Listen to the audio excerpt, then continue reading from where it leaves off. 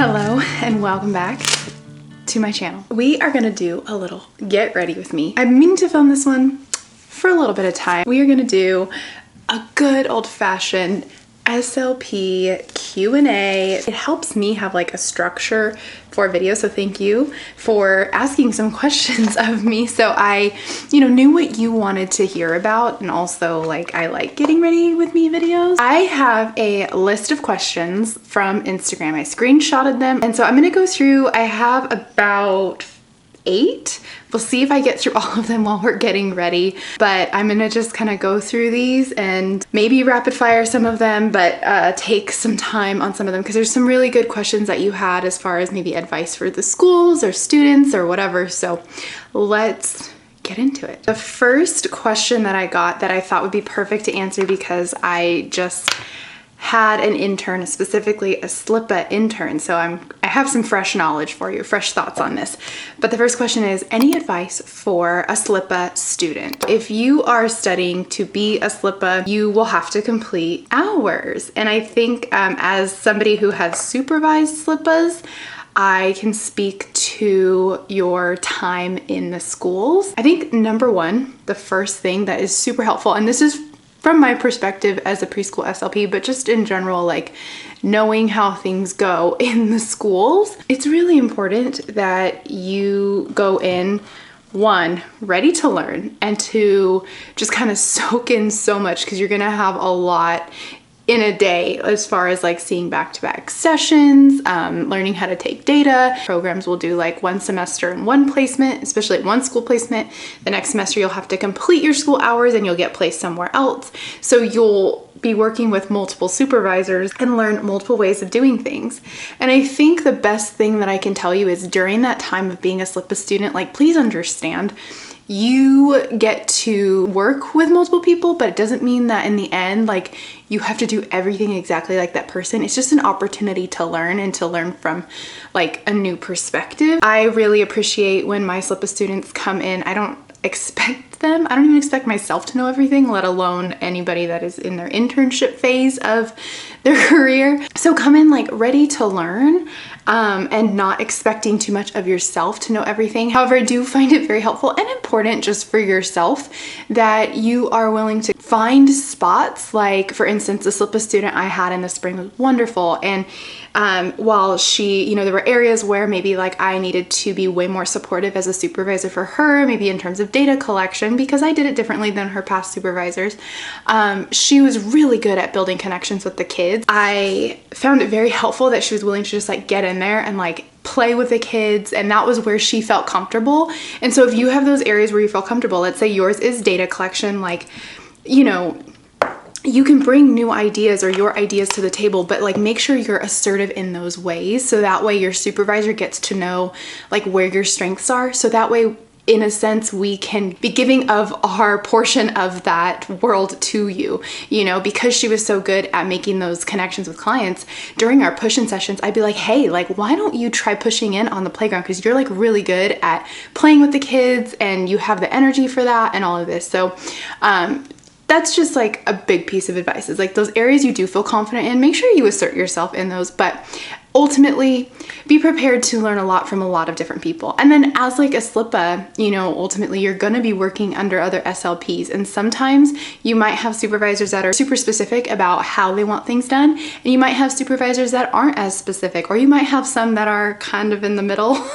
There's certain things I'm specific about and then certain things I don't care about, and I think that might be hard for Slipas to figure out when it comes to me as a supervisor. But ultimately, like, just be open-minded and still trust yourself as a clinician, because you are a clinician, assistant or not, like you still are a therapist and you still can take ownership of those sessions that you're going to be running. Question number 2, I'm an elementary SLP thinking about trying early intervention, but scared to make the jump. Well, I consider what I do more on the early intervention side, and I went from being elementary, actually my internship was middle school, thought I was going to get hired for middle school, and then ended up getting hired for elementary, worked there for my CF year, and then decided I wanted to keep going younger, and I started working for our preschool program.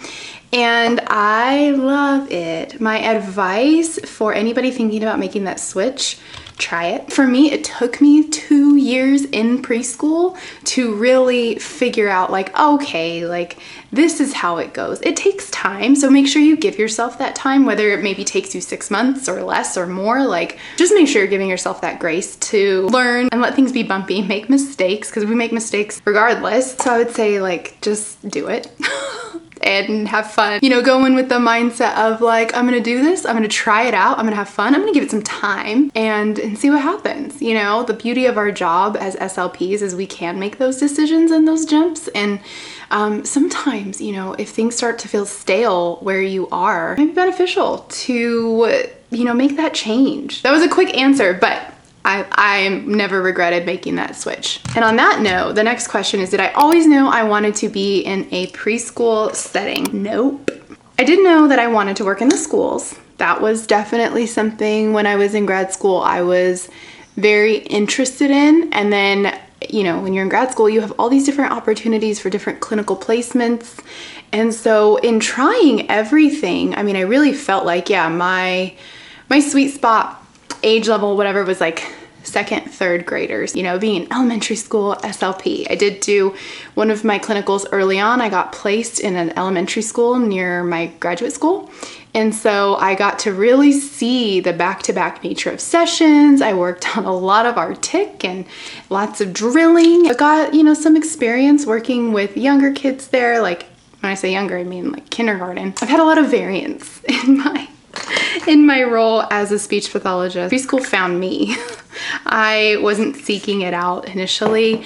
It just so happened that during my CF year, I was at 2 sites. Both sites already had a full-time SLP there, and I was the overflow.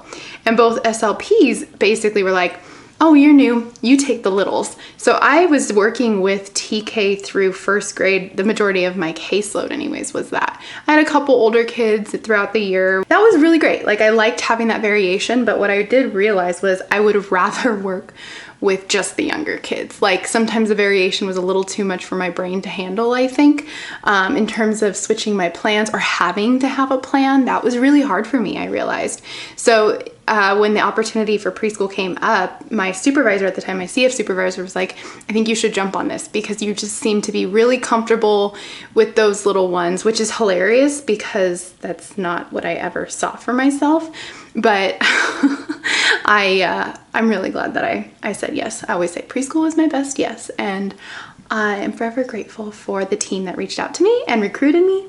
And, you know, here we are. And since we're on the topic of my CF here, the next question, wow, I did not plan how well these are going to segue. I'm just like, oh, that works. We can ask it. How can you be confident as a new grad starting your CFY? How can you be confident? You be confident by realizing and by just accepting the fact that you don't have to know everything.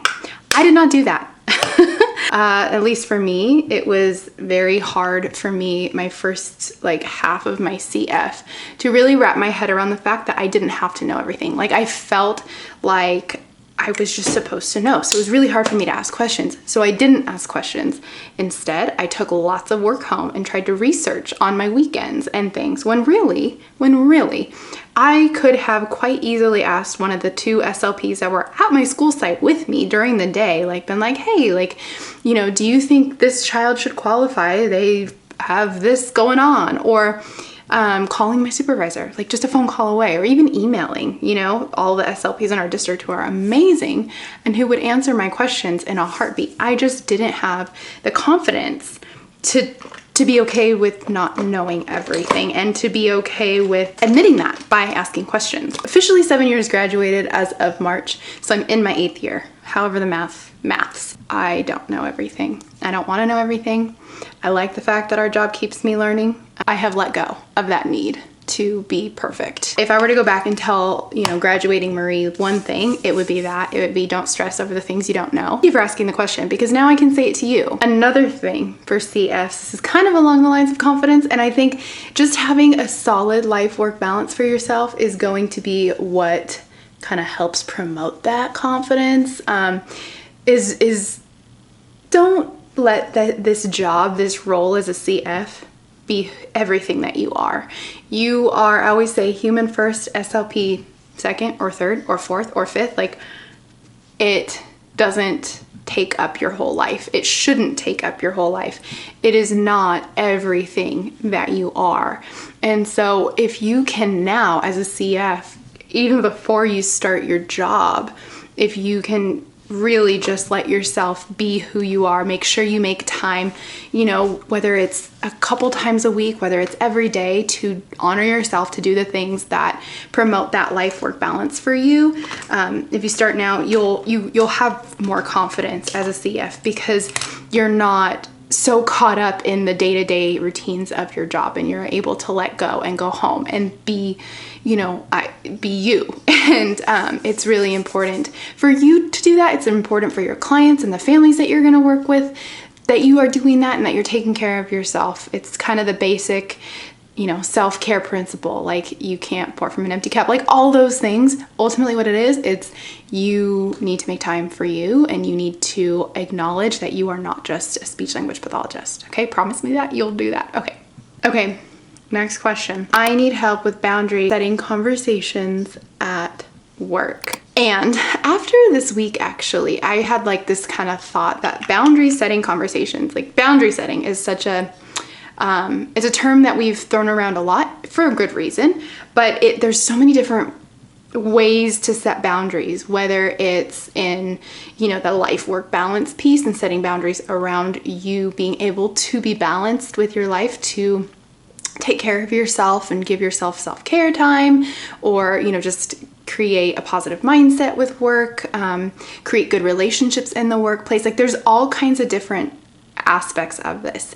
So I think ultimately the first piece of this is, it's kind of like the basic principles of being able to collaborate. And I'm, you know, obviously coming from being in the schools, and because that's like where the bulk of my experiences happen with these things, I have learned that obviously collaboration is a huge part of my job. And so the first part of that, like the first principle of having a healthy relationship, collaborative or just in general, is building rapport. It's making a connection. And so I think the first thing that I've learned, because your job is inherently to, you know, be in connection and be in communication with other people, whether it's your clients, but also like sometimes the bigger stressors come from like the other adults you're working with, the other professionals. I have learned that just making sure that when we're building these relationships, the judgment factor is non-existent if we can do that. We're human and it's not always easy, but when you feel yourself going into a situation like, oh, I have to talk to this person, or like, start there. Start with you in terms of kind of that boundary of being able to make a connection with somebody, being able to, whether it's very simple and you keep things kind of surface level and you're complimenting, you know, the way you're complimenting their outfit or whatever, but like also kind of looking deeper and like, well, what is this individual doing? What is something that they're doing that actually like maybe is working, and where can we use that to kind of, you know, if you're working with a teacher and you need their buy-in for maybe, you know, using an AAC device in the classroom. Okay, so where can we start? Where can we acknowledge that they are trying or that they're doing something that's helpful, and then build the relationship from there? Like, there's always something, I believe, because I've worked hard to build relationships with teachers, and I've had my share of, you know, stressful moments and tension with other individuals that I work with, and it's never going to be beneficial to my students. So I always try to build that rapport. And in doing that, I feel like you can then establish a place where having those boundary setting conversations are easy. You may not even have to have them because you've built maybe a more positive connection with someone. And in doing so, you know, they trust where your boundaries are, and it's almost nonverbal. I don't know how to exactly say that because it feels like something that you just kind of have to experience and trust me on. Like, when you do have those positive relationships, it's almost like you don't have to have the boundary setting conversation. It's like if you're asked to do something that's not within your scope, your no doesn't sound like a denial. It's more of like, oh no, like, and this is why. Boundary setting is such a hot topic. So just making sure that you are coming from a place that is kind, caring, empathetic, that you are honest, If something is asked of you and it's not within your scope or it's not within your capabilities in the moment that it's asked of you, if it's gonna take more time than you're allotted to do your job, the first thing I always ask myself when I'm trying to have that boundary setting conversation is, what is my role in this? It's to provide the access that my students need to be able to communicate, to engage in their learning environment. But if you have to give a no, make sure that you include that education piece. No, because, and maybe no, I can't do that today, but I can do it at the next meeting or whatever. Like, boundaries start with compassion towards yourself and towards the other person or people that are kind of in that conversation that you're navigating. So always start there. I have learned a lot in the last year about like what it really means to have a boundary for myself, because sometimes I think I get so stuck in, well, that's my boundary, I'm not budging, which in some cases is because I know it keeps me healthy. But I don't want to be so stubborn that I'm saying no to things that are actually going to be helpful for my teams and my students in the long run. So you got to just be mindful about boundaries, mindful about that relationship and connection that you're building with others. Don't be a people pleaser. Don't just say yes because you want to maintain a relationship or a connection. Just be really intentional and thoughtful when you are formulating your responses. Okay, we'll stop talking about boundaries. The last question that I want to answer is really sweet. What is your favorite part about being a speech language pathologist? I thought this was so sweet. My absolute favorite thing about being a speech pathologist is that I don't have a favorite thing about being a speech pathologist. I have to pick one thing. The connections I make with my little ones. I mean, that's why I did it. That's why I was so drawn to it, was because I had an experience as someone who wasn't even aware of what a speech pathologist did. I was just volunteering in a classroom and made a connection with a child and was like super interested in how I could be some sort of support in classrooms for children. Maybe had a little bit more of a need for, you know, that adult support. And so I started looking into things and found speech language pathology, and it was a match made in heaven, I guess, because I am very grateful for that. But yeah, and I also love that I can make those connections with the families as a whole. You know, this summer I was really reminded of that doing the in-home assessments, and I am so grateful for just for that ability to connect with families, talk about, you know, how we can support their child, their whole family, because it's a unit. And it, you know, when we think about our role as a speech pathologist, there's really a piece of holistic care that I don't think gets talked about enough. Like, yes, we are working with one client, but it really is affecting their ability to have that connection within their family and then outside of their families. Another thing that I love about my role as a speech pathologist, specifically as a pediatric speech pathologist, preschool speech pathologist, however you want to say it, because I do work with some older kids in home, is that I get to play all day long and be a kid, be a big goofy kid. I think that was an area in my 20s that I forgot to really nurture. Probably, you know, from the time I was like 14 to 30, like I was really not letting myself be a kid every single day. And I, you know, have a lot of thanks to give to my preschool environment that I'm in every day, because I get to be silly and goofy and not care what people think. And that has helped me take it outside of just the preschool room or the speech room. I just have found such joy in the letting go and just having fun kind of piece of life. And getting to do that for a living is pretty dang special. Well, I think we're ready, and I do have some other questions to answer, so I'm going to probably do a part 2 to this video at some point. But for now, I think you've gotten a lot of talking from me. I have linked all of the things I used on my face. I don't know. I like sometimes when people, like when they're doing these getting ready with me, they're like, this is what I'm using, da da da. And I know I didn't really do that on here because this was more about, you know, talking about the questions and answering those. But I'll link all that stuff down below so you can see what I'm using. I will see you in the next video. I'm so excited to get to hang out with you again very, very soon.